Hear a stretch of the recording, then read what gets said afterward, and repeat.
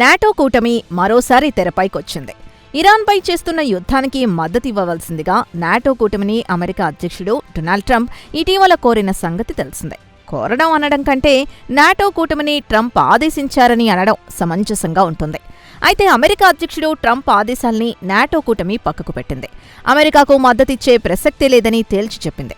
ఇదిలా ఉంటే నాటో కూటమి తమకు మద్దతివ్వకపోవడంపై ట్రంప్ తీవ్రంగా మండిపడ్డారు. అంతేకాదు, నాటో కూటమిలోని సభ్యదేశాల అధినేతల్ని పిరికిపందలని ఎద్దేవా చేశారు. కథ అక్కడితో ఆగలేదు. నాటో కూటమి ఒక కాగితం పులి అని తీసిపారేశారు. అలాగే అమెరికా అనేది వెనకలేకపోతే ప్రపంచంలోని ఏ దేశమూ నాటో కూటమిని పట్టించుకోదని ట్రంప్ మహాశయుడు ఎద్దేవా చేశారు. అంతేకాదు, ఇరాన్ అంటే ఉన్న భయం కారణంగానే తమకు మద్దతివ్వడం లేదని ట్రంప్ మండిపడ్డారు. ఇదిలా ఉంటే హార్మోజ్ జలసంధి విషయంలో ప్రపంచ దేశాలపై ఒత్తిడి పెంచాలన్నది ఇరాన్ ప్రణాళికగా కనిపిస్తోంది. దీంతో హార్మోజ్ జలసంధిని ఇరాన్ దాదాపుగా మూసివేసింది. దీంతో ప్రపంచవ్యాప్తంగా అనేక దేశాల్లో చమురు సంక్షోభం ఏర్పడింది. ఈ క్రమంలో తమకు మద్దతివ్వవలసిందిగా ప్రపంచ దేశాల్ని అమెరికా అధ్యక్షుడు డొనాల్డ్ ట్రంప్ కోరారు. ఇందులో భాగంగానే నాటో కూటమి మద్దతును ట్రంప్ కోరారు. అయితే ఈ మిషన్లో అమెరికాకు మద్దతివ్వడానికి నాటో కూటమి నిరాకరించింది. నార్త్ అట్లాంటిక్ ట్రీటీ ఆర్గనైజేషన్, దీన్ని సంక్షిప్తంగా నాటో అంటారు. వాస్తవానికిది ఒక సైనిక కూటమి. నాటో కూటమి ఇప్పటిది కాదు. 1949లో నాటో కూటమి ఏర్పాటైంది. రెండో ప్రపంచ యుద్ధం తర్వాత అమెరికాతో పాటు కొన్ని యూరప్ దేశాలు కలిసి నాటో కూటమిని ఏర్పాటు చేసుకున్నాయి. అమెరికా, సోవియట్ యూనియన్ మధ్య ప్రచ్ఛన్న యుద్ధం జరుగుతున్న కాలంలో ఈ కూటమి ఏర్పాటైంది. నాటోలో మొదట 12 సభ్య దేశాలుండేవి. 1997 నుంచి నాటో కూటమి విస్తరణపై దృష్టి పెట్టింది.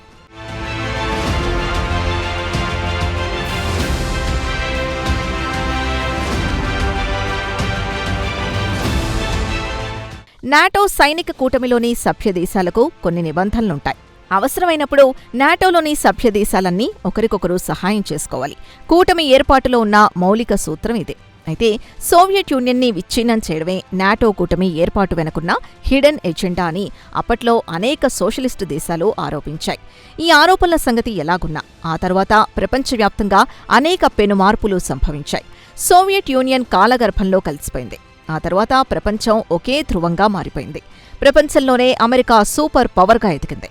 ఇదిలా ఉంటే అసలు సోవియట్ యూనియన్ అనేది అంతరించిన తర్వాత నాటో కూటమి అవసరమే లేదన్నది చాలామంది అంతర్జాతీయ వ్యవహారాల నిపుణుల అభిప్రాయం. అమెరికా ఆధిపత్యాన్ని సవాలు చేసే దేశమే ప్రపంచ పటంపై లేనప్పుడు నాటో కూటమి ఎందుకన్న ప్రశ్న కూడా తెరపైకొచ్చింది. అయితే సోషలిస్టు దేశాల నుంచొచ్చిన అభ్యంతరాల్ని, మేధావుల అభిప్రాయాల్ని అమెరికా కొట్టిపారేసింది. నాటో కూటమిని కొనసాగించింది. కూటమిలోని సభ్యదేశాలు అండగా నిలబడ్డాయి. అంతేకాదు, నాటో కూటమిని మరింతగా విస్తరించడంపై అగ్రరాజ్యం దృష్టి పెట్టింది. కాగా నాటో కూటమి ఇటీవల విస్తరిస్తోంది. నాటో కూటమిలో చేరాలన్నది స్వీడన్ దేశం చిరకాల కోరిక. అయితే ఇందుకు కొన్ని అడ్డంకులు ఎదురయ్యాయి. అయితే 2024లో ఈ అడ్డంకులు తొలగిపోయాయి.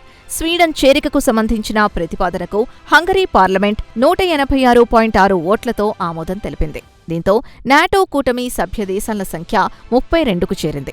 ఇదిలా ఉంటే నాటో కూటమిలో చేరడాన్ని ఒక చారిత్రాత్మక ఘట్టమని స్వీడన్ వ్యాఖ్యానించింది. రష్యా యుక్రెయిన్ యుద్ధం సంవత్సరాలుగా కొనసాగుతున్న నేపథ్యంలో కూటమిని విస్తరించాలని నాటో నిర్ణయించుకోవడం గమనార్హం. ఇందులో భాగంగానే స్వీడన్ చేరికకు రంగం చేసింది. కొత్త దేశాల్ని చేర్చుకోవాలంటే నాటో కూటమిలోని మొత్తం 32 సభ్యదేశాలు ఆమోదం తెలియజేయాల్సి ఉంటుంది. కాగా నాటో కూటమిలో స్వీడన్ చేరడం పరోక్షంగా రష్యాని రెచ్చగొట్టడమేనంటున్నారు అంతర్జాతీయ వ్యవహారాల నిపుణులు. స్వీడన్ చేరిక వెనుక అగ్రరాజ్యం అమెరికా ఒత్తిడుందన్న వాదన కూడా గట్టిగా వినిపిస్తోంది. చివరకు ఈ పరిణామాలు ఎటువైపు దారితీస్తాయోనని ప్రపంచ శాంతిని కోరుకునేవారు ఆందోళన పడుతున్నారు. అసలు సోవియట్ యూనియనే మనుగడలో లేని సమయంలో నాటో కూటమి ఇంకా కొనసాగాల్సిన అవసరం ఉందా అనే ప్రశ్న కూడా చర్చనీయాంశమైంది. అయితే ఒక్క మాటలో చెప్పాలంటే అంతర్జాతీయ రాజకీయాల్లో నిన్న మొన్నటి వరకు అమెరికా అనుకూల దేశాల కూటమే నాటో. అయితే ఇప్పుడు పరిస్థితి మారిపోయింది. ఏకంగా అమెరికా అధ్యక్షుడు డొనాల్డ్ ట్రంప్ ఆదేశాలనే నాటో కూటమి ధిక్కరిస్తోంది.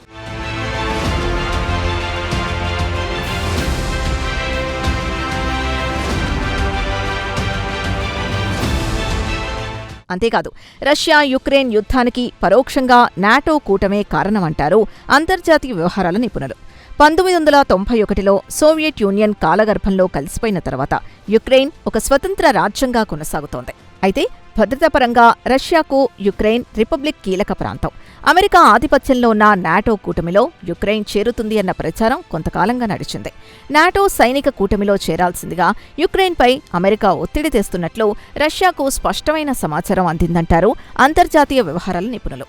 ఈ నేపథ్యంలో తమ దేశ భద్రతను దృష్టిలో పెట్టుకుని యుక్రెయిన్పై దాదాపు 4 ఏళ్ల కిందట సైనిక చర్యకు రష్యా అధ్యక్షుడు పుతిన్ ఆదేశాలు జారీ చేశారన్నది అంతర్జాతీయ రాజకీయ పరిశీలకుల మాట. ఇదిలా ఉంటే దాదాపు ఏడాది కిందట నాటో కూటమి రథసారథి మారారు. నాటో ప్రధాన కార్యదర్శిగా పనిచేసిన జెన్స్ స్టోలెన్బర్గ్ రాజీనామా చేశారు. జెన్స్ స్టోలెన్బర్గ్ స్థానంలో నాటో ప్రధాన కార్యదర్శిగా నెదర్లాండ్స్ మాజీ ప్రధాని మార్క్ రూట్ ఎంపికయ్యారు. మార్క్ రూట్ 14 సంవత్సరాల పాటు నెదర్లాండ్స్ ప్రధానిగా పనిచేశారు. అంతేకాదు 4 సంకీర్ణ ప్రభుత్వాలకు ఆయన నాయకత్వం వహించారు.